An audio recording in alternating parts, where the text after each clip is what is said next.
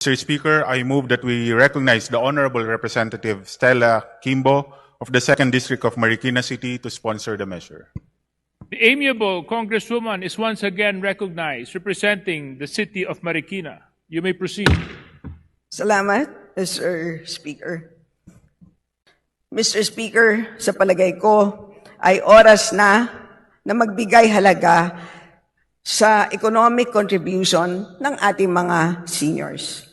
This bill seeks to render eligibility for a social pension as mandatory for all Filipino senior citizens, expanding the provisions of the existing RA number 9994, also known as the Expanded Senior Citizens Act.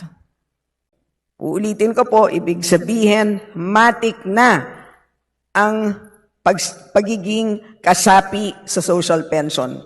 Basta edad 60.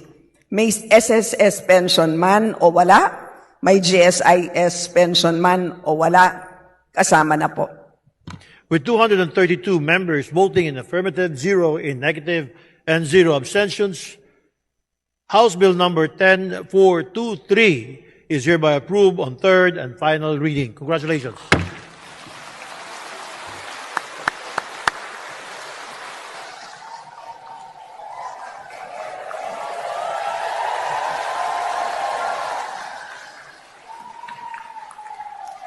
Thank you, Mr. Speaker.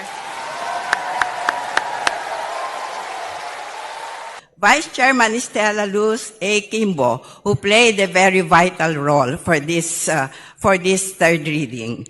And matatanda ating mahalin. God bless us all.